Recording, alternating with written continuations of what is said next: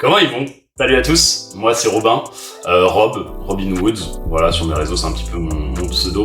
Petite vidéo un peu spéciale, on va dire ça à absolument toutes les vidéos, un peu spéciale parce que c'est ma première vidéo officielle.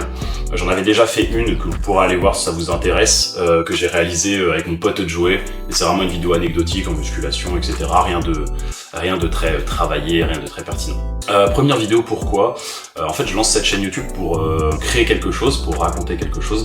Mais je me suis dit que avant de juste vous balancer les vidéos de mon projet, ce que j'ai l'intention de faire, etc., je pensais que ce serait une bonne idée déjà de me présenter, vous raconter un petit peu mon parcours, d'où je viens, comment j'en suis arrivé ici, à ce moment précis, où je vais démarrer un projet qui me tient énormément à cœur. Donc voilà, je pensais que ce serait bien de faire une petite rétrospective.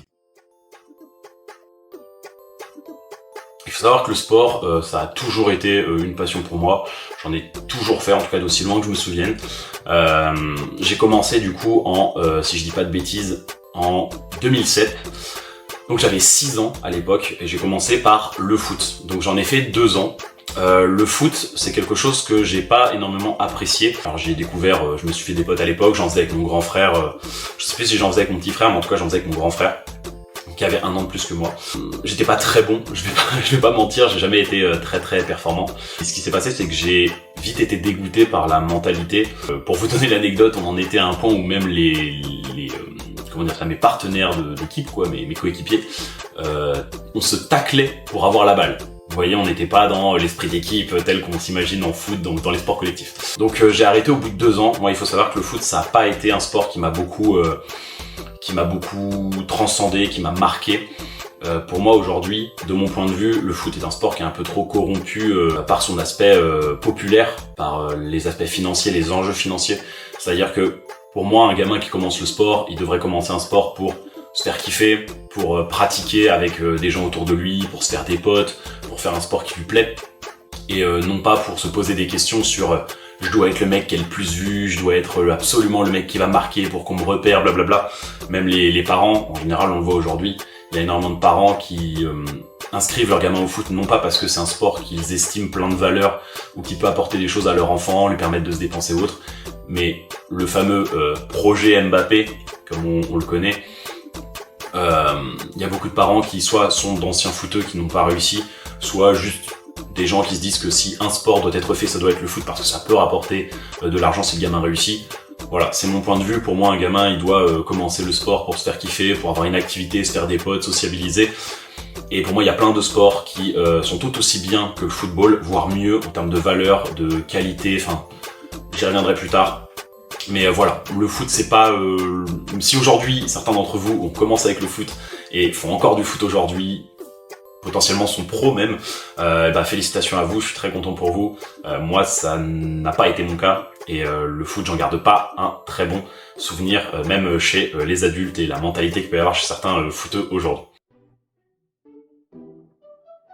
2009, mes parents, avec mes frères, donc mon grand frère et mon petit frère. Mon grand frère, il a 1 an de plus que moi, et mon petit frère, il a 2 ans de moins que moi. Donc tous les 3, on nous inscrit en judo. Donc nous, on était là, on voyait des films de kung-fu et tout le team, on était fous, on voyait des mecs en kimono. Et ça, c'est ce qu'on veut faire du kung-fu. On n'avait pas capté la nuance judo, kung-fu, karaté, on a tout mélangé. Et on nous a inscrit au judo. Mais nos parents nous avaient dit, si on vous inscrit, c'est jusqu'à la ceinture noire, il n'y a pas de négociation possible. Donc on se dit ok, pas de souci. On n'était pas du tout conscient de ce en quoi on s'embarquait. On y va, donc on commence le judo et c'est parti pour 6 ans. J'ai fait 6 ans de judo, donc j'avais 8 ans quand j'ai commencé, j'ai terminé à mes 14 ans. Donc 2009-2015, si je dis pas de bêtises, où je fais du judo et où je déteste ça. Pareil, composante commune avec le foot et le judo, je suis nul à chier, voilà, c'est important de le dire. Je crois pas manquer d'esprit de compétitivité, mais il y avait un truc qui me manquait techniquement, je sais pas, j'étais pas investi dans ce sport, j'aimais pas trop ça. J'ai jamais été le mec qui gagnait toutes les compétitions, le mec super chaud techniquement ou super fort physiquement, j'ai jamais été ce mec-là. En comparaison à mon grand frère, Axel, si tu passes par là, grosse dédicace à toi. Mon grand frère était vraiment très chaud en judo. Il était quasiment premier à toutes ses compétitions. Il était vraiment très investi. Et je le jalousais un petit peu dans sa facilité. Alors aujourd'hui, peut-être que je vois pas tous les efforts qu'il faisait à côté, mais j'étais un peu jaloux de son niveau, voilà, j'étais un peu nul et je le voyais réussir tout et j'étais là, putain pourquoi pas moi quoi, qu'est-ce qui va pas avec moi, et j'y arrivais pas. En parallèle du judo, il y a eu une année, donc on est en 2014, rentrée 2014, je suis en 4e. 2014-2015, j'avais une copine à l'époque et des potes à moi qui faisaient du handball et j'avais pas les moyens, mes parents refusaient de payer une deuxième licence à côté du judo. Et on m'a mis au handball parce que je kiffais bien et que l'équipe a accepté de ne pas me faire payer la licence parce que ils avaient un trou dans l'équipe et ils avaient besoin d'un joueur, donc j'ai participé. J'ai fait 1 an de handball, sport très très cool, etc. Mais je m'entendais pas du tout avec le coach, donc pareil, j'ai arrêté au bout d'1 an et en parallèle j'ai arrêté aussi le judo. J'ai demandé à ma mère, j'étais ceinture marron à l'époque, j'ai pas fait le kata, je ne suis pas passé ceinture noire. Petit regret aujourd'hui, j'avoue, peut-être qu'un jour je me motiverai à retourner dans un club de judo, à prendre une licence pour 1 an ou 2. Et tenter justement d'aller chercher cette ceinture noire. Mais aujourd'hui, c'est non. Donc, comme je le disais, on est en 2015, donc fin d'année, juste avant, j'arrête le judo, je vais voir ma mère et je lui dis, voilà maman, j'aime pas du tout le judo, ça faisait déjà plusieurs années qu'elle le savait, mais je vous rappelle qu'il m'avait dit d'aller jusqu'à la noire. Mon grand frère d'ailleurs est allé jusqu'à la noire. Big up à toi Axel, vraiment t'as été chaud. Elle accepte que j'arrête finalement le judo, j'étais trop content. Donc j'arrête et du coup pendant toute mon année de 3e, année 2015-2016, je ne fais pas de sport à côté des cours. Ça a été la seule année, depuis que j'ai commencé à mes 6 ans, que j'ai pas fait de sport à côté des cours. Donc je n'ai pas fait. Donc il y avait un peu de sport à l'école et puis je sortais faire des foot avec les potes, les classiques quoi. Mais je n'avais plus de club sportif à côté. Ma mère se sépare de mon beau-père et on part à Tours, parce qu'on avait déménagé, en campagne vers Vendôme. Et on décide de retourner à Tours avec ma mère et moi j'entre au lycée. Donc je décide de m'inscrire pour cette nouvelle année en boxe thaï. Il y avait un club de boxe thaï sur Tours, etc. Donc j'ai fait 1 an, j'étais pas hyper investi. En fait, j'ai pas accroché, pas parce que le sport n'était pas cool, mais je retrouvais un peu trop l'ambiance judo avec cet aspect où il y a un entraîneur qui a une grosse autorité et qui... Excusez-moi, il y avait une mouche. Je disais ouais un peu trop cet aspect autoritaire avec un éducateur qui te gueule dessus et je sais pas, à l'époque je pense que le judo m'avait un peu dégoûté de ça. Attention, je reviens sur le judo, je ne critique pas le judo, ça m'a apporté énormément de choses. Je pense que l'homme que je suis aujourd'hui a été grandement défini par mes 6 années de judo. Les valeurs, le code d'honneur du judo, la discipline, le respect d'autrui, toutes ces valeurs-là, c'est vraiment le judo qui me l'a inculqué aujourd'hui. Et je suis très fier d'avoir fait ça, juste la discipline ne me stimulait pas. Donc j'ai beaucoup appris, mais c'était pas pour moi. Et la boxe thaï, ça se rapprochait un peu trop dans l'encadrement, pas forcément dans les valeurs qu'il y avait avec, mais dans l'encadrement. Et du coup, je n'y ai pas trouvé mon compte. Et maintenant débute un nouvel arc qui aura une grosse importance pour la suite. Yeah, pour remettre un petit peu de contexte, si j'ai commencé la boxe thaï, c'est aussi parce que quand j'ai déménagé, donc quand on est retourné à Tours avec ma mère, comme je vous l'ai dit, en 2016, c'était juste avant le brevet, j'ai changé de collège. Donc je suis arrivé dans un collège où j'ai subi un petit peu de discrimination, etc. On était dans un quartier un petit peu tendu, et je me suis un petit peu fait harceler. Donc là-bas, j'ai rencontré des potes qui était un peu dans le même cas de figure que moi, Isaac, que vous connaissez probablement pour ceux qui me suivent, qui est aujourd'hui un perchiste de haut niveau, il se démerde vraiment bien. Il était un peu dans le même cas que moi, lui il venait de Guyane, il est arrivé dans ce collège-là, pareil, il était solo, il s'est fait un petit peu bisu, il a dû se défendre et tout. Pour vous dire, on avait plus failli se battre avec des meufs qu'avec des gars, c'était assez particulier. Et en fait, suite à ça, je me suis vraiment senti mal dans ma peau pendant une petite période où je me trouvais trop fin, je me trouvais trop faible. Et je me suis dit qu'il fallait que je remédie à ça, d'où mon entrée du coup en boxe thaï. Mais suite à la boxe thaï, du coup, il y avait quelque chose qui me trottait déjà dans la tête avant la boxe thaï, mais à l'époque ma mère refusait que je le fasse, ça datait déjà d'1 an ou 2 où j'avais envie d'essayer ça. C'était la musculation. C'était vraiment quelque chose qui me faisait envie. Je pense que ma principale source de motivation, comme beaucoup d'entre nous, c'était Arnold Schwarzenegger. Voilà, physique exceptionnel. Quand je le voyais poser, j'ai été fasciné par la chose. Même dans les films, quand tu voyais Stallone, quand tu voyais Schwarzenegger, Jean-Claude Van Damme, etc. Voilà, c'est les classiques des classiques. Je me disais, c'est quoi ce bordel, c'est quoi ces physiques de fou, je veux ressembler à ça moi aussi, et j'ai un peu commencé comme ça. 2017, je rentre en première, donc je viens de quitter la boxe thaï, et je décide de m'inscrire dans d'une salle de musculation. Donc à l'époque ça s'appelait Amazonia à Saint-Avertin, aujourd'hui je crois que ça s'appelle WeFit, quelque chose comme ça. Donc je m'inscris là-bas et je commence, donc ma mère accepte de me payer l'abonnement et je vais m'entraîner avec deux potes à moi, James et Juliette, petite dédicace à vous, mes tout premiers gym bro, lol. Et du coup on va s'entraîner etc. et je ne sais pas du tout m'entraîner, d'accord. Ce que je vous disais par rapport au foot et au judo, c'est la même chose, je suis une tanche. Donc je ne savais pas m'entraîner, l'alimentation ne suivait pas à côté, j'avais pas de méthode d'entraînement, j'avais pas de coaching. Donc désastreux, j'ai perdu énormément de temps pour apprendre les bases et au final pouvoir m'entraîner correctement. Je suis même pas resté un an, je sais plus combien de temps je suis resté. Mais bref, je décide ensuite de passer à Basic Fit avec d'autres potes, etc. Donc l'aventure Basic Fit, hein, le classique. Et je continue ça jusqu'à 2020. Donc je vous montrerai quelques petites photos pendant que je parle, je vais faire passer des extraits de mes premières updates physiques, à quoi je ressemblais quand j'ai commencé, les petites évolutions, mes petites victoires personnelles en termes de physique. C'est pas glorieux, mais c'est toujours ça, moi j'en étais content. J'arrive du coup en 2020, et 2020, j'arrive en STAPS. Moi j'entre en STAPS en 2019, donc à la fac. Et le Covid nous touche tous en début 2020, donc mars 2020, et donc les salles ferment. Et c'est là, du coup, qu'arrive la suite de l'arc. Donc, l'arc street workout. Alors moi, l'arc street workout, je le mets un petit peu dans le même arc que musculation. Pour moi, c'est un peu la même chose. Tu t'entraînes pour développer ta masse musculaire. Moi, j'avais pas d'objectif de calisthénie, de pose, de figure. Je m'en battais les couilles, d'accord. Moi, c'était vraiment juste me muscler, faire mon dos, faire mes abdos, faire mes bras. Rien de plus. Donc pour moi, ça rentre dans le même axe. Il faut savoir qu'à l'époque... à l'époque, rien, en fait. Voilà. Très bien, ça se sera coupé au montage. Je fais mon street workout, etc. pendant un peu plus d'un an. Mais le problème, c'est que le street workout ne me stimulait absolument pas. Je m'entraînais 2 à 3 fois par semaine, grand maximum, alors qu'avant, je m'entraînais 5 fois par semaine en musculation. Ma dépense calorique n'était pas la même. À côté, je ne mangeais pas spécialement plus gras que quand je faisais du sport, mais je mangeais les mêmes quantités. Donc en fait, mon rapport apport calorique, dépense calorique, il n'était pas du tout au même niveau, d'accord. Et ce qui devait arriver, j'ai pris du poids. Au moment du Covid, je devais faire quelque chose comme 81-82 kilos, assez sec. Si je retrouve des photos, je vous en mettrai. S'il n'y en a pas, il n'y en aura pas. Quand le Covid est passé, je suis monté à 89 kilos. Avec un physique à peu près comme ça, enfin, je vous mettrai des photos. J'étais beaucoup moins musclé, beaucoup plus gras, je ne me supportais pas. Donc je me suis mis une grosse DTR parce que je passais mes journées sur World of Warcraft, hein, voilà. Je préférais clairement passer mes journées à miner du fer et à aller farmer les boss de donjon que de faire mon sport, voilà, important. Et donc je me bouge le cul, je me dis ça suffit, t'as un corps dégueulasse gros, je me dégoûtais vraiment. Quand je voyais ce que j'étais avant et le physique que j'avais à ce moment-là, j'étais dépité, j'ai fait c'est mort. Donc un pote à moi de l'époque m'a fait un petit programme, il était beaucoup plus calé que moi sur le sujet.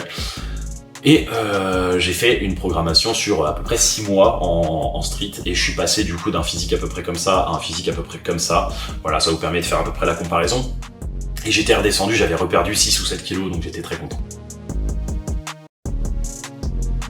Les salles rouvrent, on est au juin 2021 je crois. J'ai une discussion, il y a mon pote Isaac qui revient de Bordeaux, parce que lui il est perchiste à Bordeaux, il revient à Tours, et on sort, on fait nos foot, on fait nos sessions d'entraînement ensemble, et on discute, et lui je le vois en fait sur les réseaux, il est là, il fait ses compétitions, enfin il s'entraîne, il a des objectifs clairs et nets, il s'entraîne et il a directement du coup ses compétitions, donc il sait pourquoi il s'entraîne.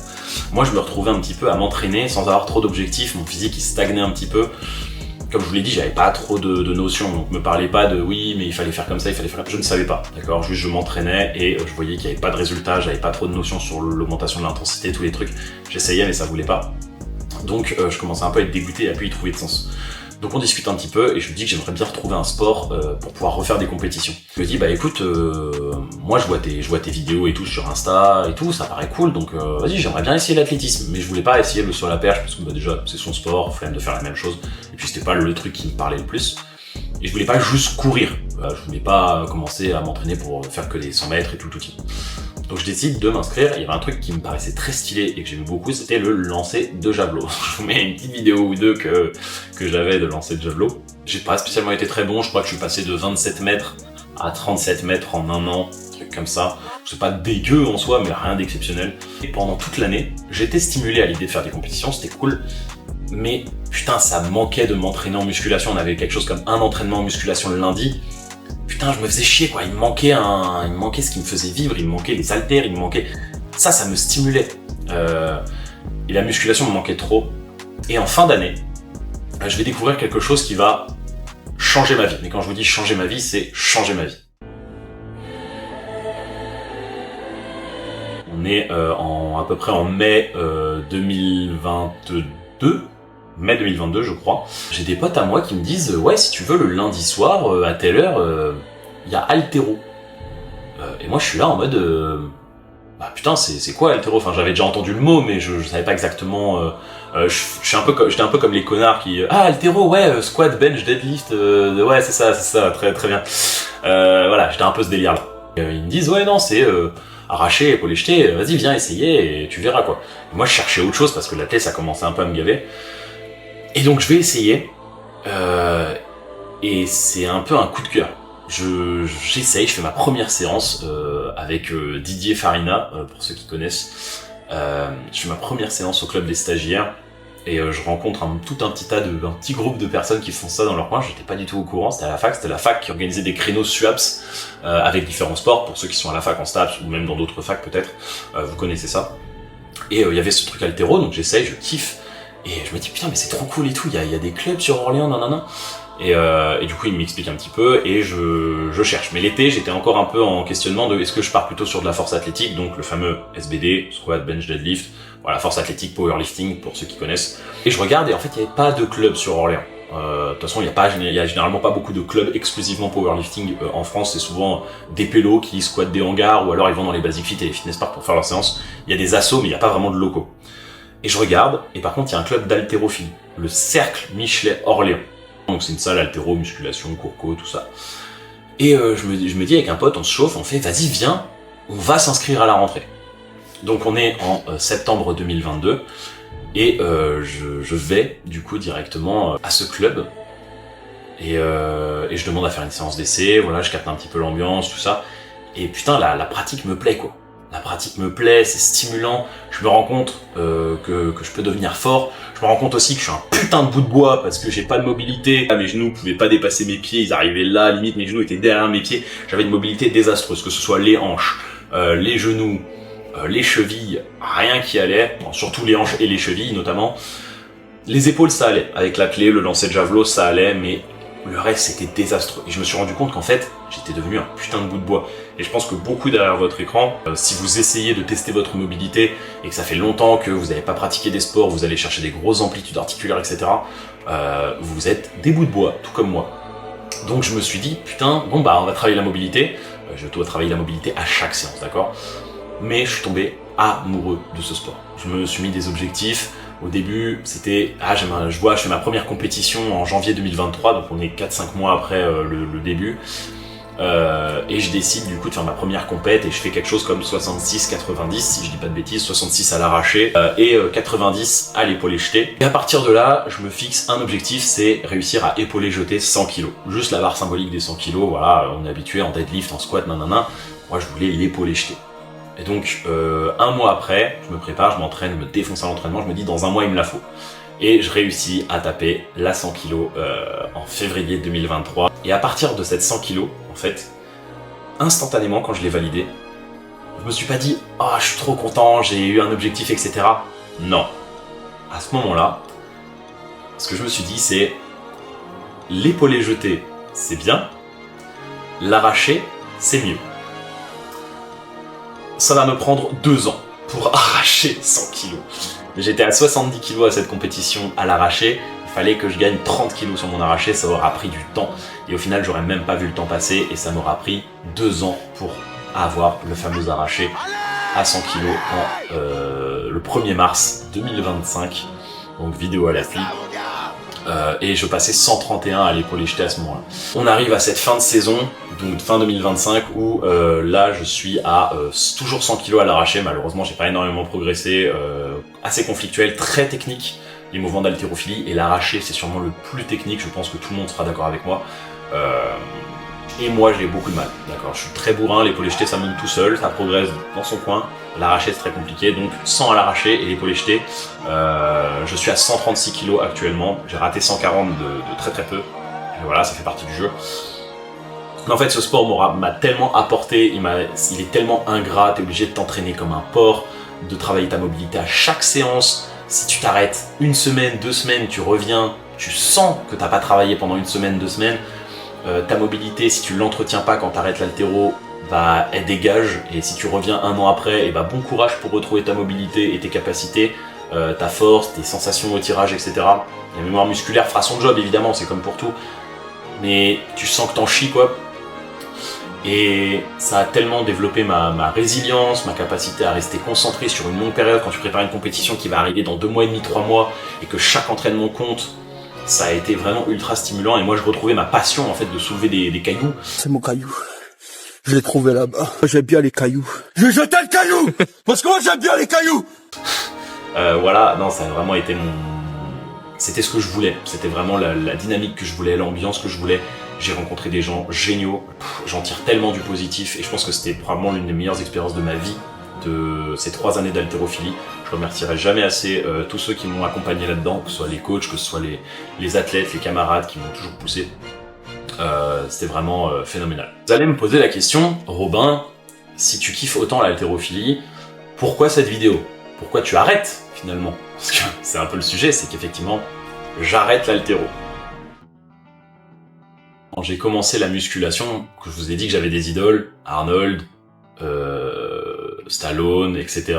C'était pas mes seules idoles. À l'époque, quand j'ai commencé la musculation, comme beaucoup d'entre nous, je pense, quand on commence la muscu, qu'on commence à consommer du contenu musculation, on finit par avoir tout son feed Instagram, toutes ces recommandations qui sont tournées autour de ça. Donc je suis tombé sur des athlètes, j'ai commencé à voir des pubs Gymshark, David Laid, Jess Said. À un moment donné, Gymshark avait posté une photo de David Laid, et sur la photo, il y avait un mec que je ne connaissais pas, un petit mec, pas très très connu à l'époque. Il avait 200 000 abonnés, 180 000 abonnés, je sais plus. C'est un petit mec, je pense pas que vous connaissiez. Il s'appelle The Open Guys in Bodybuilding. Oh, look at that. That's a great. Et je l'ai découvert, ouais, 2017-2018. Et son physique m'avait vraiment impressionné, je le trouvais vraiment exceptionnel, et je l'ai vu monter sur scène avant qu'il soit Mister Olympia. Et son physique me faisait déjà quelque chose à l'époque. J'ai trouvé son physique vraiment exceptionnel, et j'ai vu les compétitions qu'il faisait, etc., etc. Et le bodybuilding m'a beaucoup attiré. Sauf qu'à l'époque, comme je vous l'ai dit, j'étais étudiant, donc j'étais au fin de lycée, et en fait j'avais pas les moyens de tout ça. Il faut savoir qu'une compétition de bodybuilding, ça demande beaucoup d'investissement, que ce soit du temps, mais surtout d'argent. D'accord, c'est une diète qu'il faut tenir en prise de masse et en sèche. C'est un coach. Si tu veux faire les choses bien, idéalement, il faut que tu sois suivi par un coach. Si tu le fais, il faut aussi payer un nutritionniste. L'inscription, la licence pour le bodybuilding, le prix de la compétition, le prix du TAN, le prix des photographies sur place, des vidéos s'il y a des vidéos, ça coûte une couille. Donc moi à l'époque c'était infaisable, et c'est aussi pour ça que je me suis redirigé derrière vers l'athlétisme quand on parlait avec Isaac, parce que en fait je n'avais pas les moyens, je ne pouvais pas me le permettre tout simplement. Et j'ai dû me résilier à... C'est la fin de week-end, c'est la fin de semaine, t'inquiète. J'ai dû me résigner du coup à délaisser ce rêve, à le mettre de côté, parce que je ne pouvais simplement pas l'assumer. Yo, on se retrouve du coup dans un nouveau décor. Pour le coup, tout le reste de la vidéo, je l'avais tourné dans un Airbnb, donc c'était pas chez moi. Habituez-vous un petit peu parce que ça va être probablement le plan, en tout cas le décor à peu près, qu'il y aura sur toutes les autres vidéos que je ferai en mode talking simple, qui seront pas à la salle ou quoi que ce soit. Peu importe ce qui se passait, peu importe ce que je faisais, athlé, haltérophilie, il y a un truc qui est resté constamment, c'était le fait de poser. Dès que je passais devant un miroir, une vitre, que ce soit de voiture ou de bâtiment, un truc où je voyais mon reflet, j'avais directement cette irrépressible envie de poser. C'était vraiment en moi constamment, et ça rendait fou les gens, que ce soit mes potes quand on partait en vacances, en soirée, quoi que ce soit, ou mes camarades en haltéro, en athlé, peu importe. Dès qu'il y avait un miroir, ils étaient en train de me parler ou quoi. 30 secondes après, ils me voyaient il est où Robin, à l'autre bout de la salle, devant le miroir, en train de poser comme un connard. Voilà, c'était un petit peu en moi. Et j'ai décidé d'arrêter tout simplement de me mentir et d'embrasser pleinement ma vraie nature. Donc, pour ceux qui l'ont compris, j'ai décidé de me lancer donc dans le bodybuilding. Personne ne s'y attendait. Waouh! J'attaque une prépa là présentement. Là au moment où sort cette vidéo, j'ai déjà commencé la prépa avec mon coach Loïc. Si ça m'intéresse, on aura l'occasion de faire quelques vidéos ensemble pour vous parler un petit peu de ce qu'on travaille au niveau de cette prépa, que ce soit les points faibles, tout team. On a décidé d'attaquer pour la WNBF, donc qui est une fédération naturelle.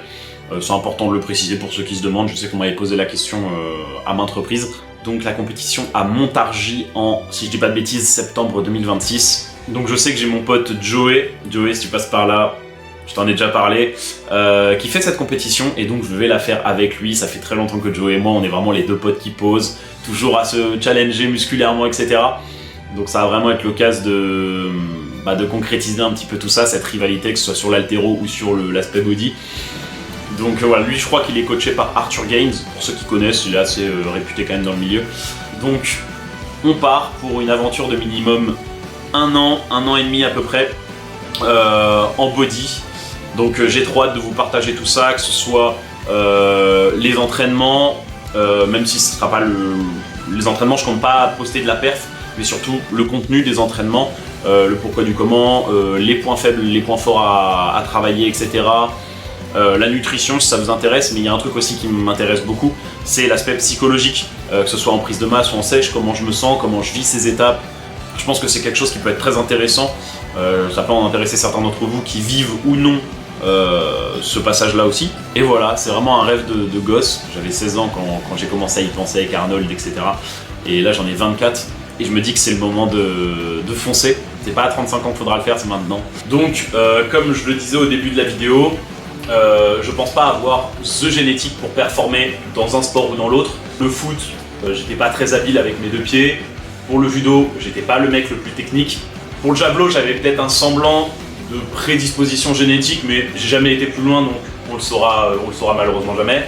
Et pour l'haltéro, pas du tout, pas de mobilité, pas de souplesse, et des segments longs comme c'est pas permis. Pour ceux qui s'y connaissent un petit peu, voilà, vous savez que pour l'haltéro, c'est pas le top.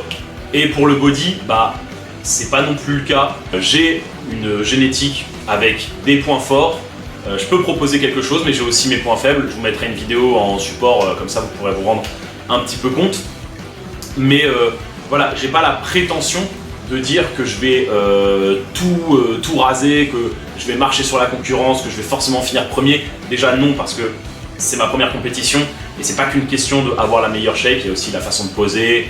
Il y a plein de détails comme ça, mais par contre, je n'y vais clairement pas pour faire de la figuration. Pour ceux qui me connaissent un petit peu, même si, comme je le disais, j'ai pas forcément la génétique, s'il y a bien un truc qui est propre à moi en tout cas, et dont je suis assez fier et qui m'a permis de réussir quand je voulais réussir, c'était maniaque, c'était mon envie de gagner. Moi, quand je fais quelque chose, je le fais pas pour participer, je le fais toujours pour gagner.